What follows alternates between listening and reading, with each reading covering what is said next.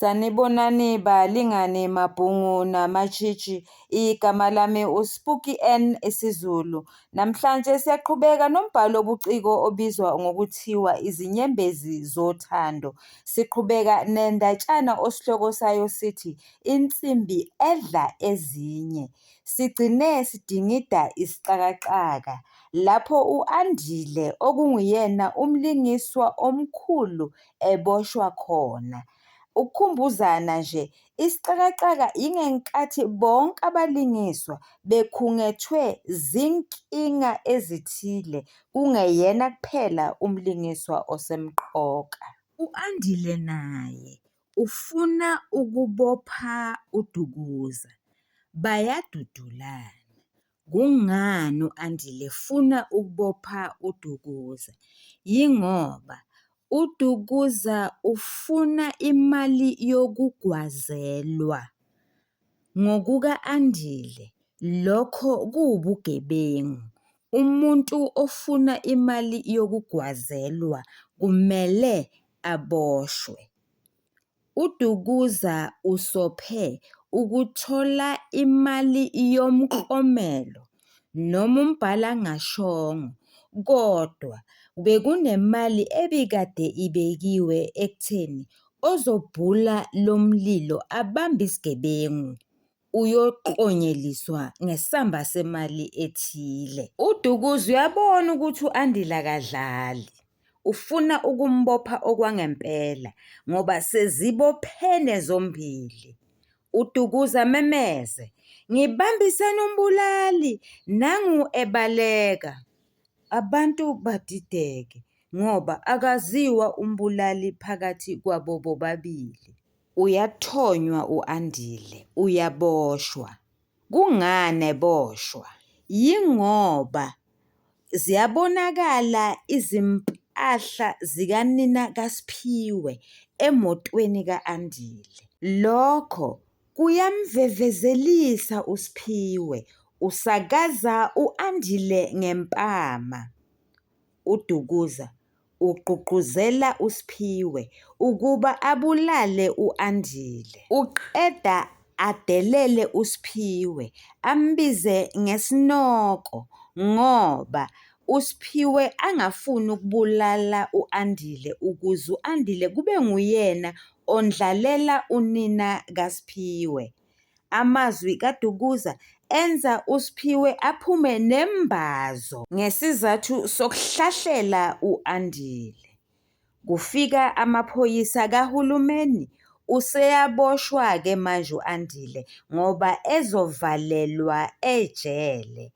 Uboshwa uMason, uMax, iKhaladi. UCebo Dlamini uphatheke kabi ngokuboshwa kuka-Andile, uyachiphiza. Uthi lapho ebuza ku-Andile ukuthi kwenzenjani, u-Andile aphenduliswe kwesigebengu athi, bathi ngebile ngibulele. Balingani bami nani bafundi, umbhali ubese esebenzisa isu lokujeqeza emuva lapho asethulela khona izizathu ezenza ukuba u-Andile aboshwe, okuyilezi. U-Andile uhlangane nonkosikazi omncane ngokweminyaka, obebomvu tebhu, emanaphanapha. Lo nkosikazi wamisa wacela ukugibela nemithwalo. Isimo sikalo nkosikazi omncane ngeminyaka besibucayi kakhulu, yingakho u-Andile njengephoyisa uvumile ukuba agibele emotweni yakhe yize ebegxaza igazi. Lo nkosikazi uthena umyeni wakhe ubemjuqa, ngakho-ke uphume ngesamagundane. Yini eyenza ukuba lo nkosikazi omncane akwazi ukuphuma ngesamagundane? Yingoba ubeqeda kubhokoda umnikazi wommese ngommese wakhe, ushiye umyeni wakhe elayela. Besaxoxa kanjalo, Kwadlula imoto thizeni ngesivinini yema phambi kwemoto ka-Andile. Abagibeli baleyo moto bakhombe u-Andile ngesibhamu bezibiza ngamaphoyisa, badonsa owesifazane ngesiketi. U-Andile ubecabanga ukuthi ubelisule kahle igazi ebekade linindeke ezihlalweni zemoto yakhe kanti lutho nokho akawabikelanga amaphoyisa. Kwazise u-Andile ubengazi ukuthi igazi linindeke ngephutha noma ngabomu yini. Balingani bami nani bafundi, ake siphinde sibuyele-ke manje kusixakaxaka. Lokhu engiqeda ukukusho bewukwethula ukujeqeza emuva. Umbhali esethulela ukuthi yini yona eyenza ukuthi emotweni ka-Andile kutholakale igazi. Uyenqaba uCebo, wenqaba kumngani wakhe u-Andile, omcela ukuthi angalishicileli iphepha elizoveza umlayezo othi u-Andile ulisela nombulali. UDiliza ufuna umklomelo ngodli kuSiphiwe, umjamele, uyamesabisa, ulisho ligcwale umlomo ukuthi yena Diliza wokhombisa uSiphiwe ubunjalo bakhe.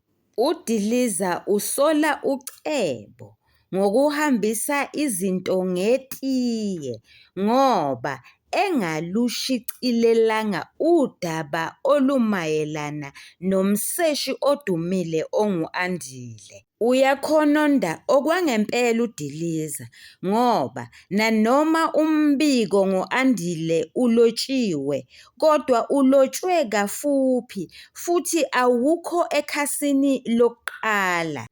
UDiliza usekhononda ngoSiphiwe ongafuni ukumkhokhela ngemuva kokubopha u-Andile. Aswace uDiliza abiphe kwazise umsebenzi osebenza ekhishini lapha ekhaya utholakele. Usezonikeza esingathi nje ubufakazi aveze ukuthi yini yona leyo ayibonayo ngomhla wokulimala nokubulawa kukaNkosikazi uMasangweni. Uyayobayoba uDiliza kube sengathi ulunywa izilo, abona u-Andile eqhutshwa abaseshi. Akazi ukuthi kuzofunwani lapha ngoba phela yena uwenzile umsebenzi wakhe. Balingani bami nane bafundi, siyaphela lapha isixakaxaka. Ake sithathe ingxenye yokugcina ebizwa ngokuthiwa uvuthondaba. Ngokucabanga kwami, zimbili izigameko ezethula ukugqabuka kwegoda. Esokuqala, utholakele, umsebenzi wakubo kaSiphiwe. Uthini utholakele? UTholakele uthi u-Andile akayena umsolwa ngoba owambophayo ubenomthungo osuka enkabeni uyophelela esiswini. Okwangempela u-Andile waqinjiswa kwatholakala ukuthi akanawo umthungo, isifuba sakhe sicolisakele asinamhuzuko nakancane nje.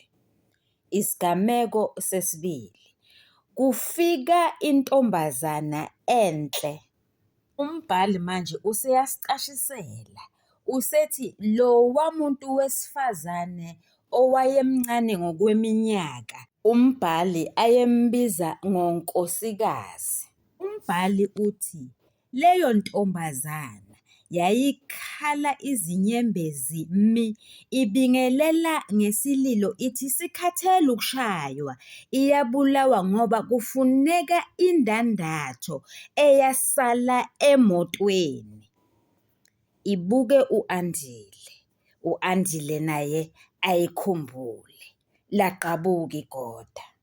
Ingxenye yokugcina yesakhiwo, isiphetho, umbhali uphethe ngopholavuthondaba. Uyaboshwa udiliza.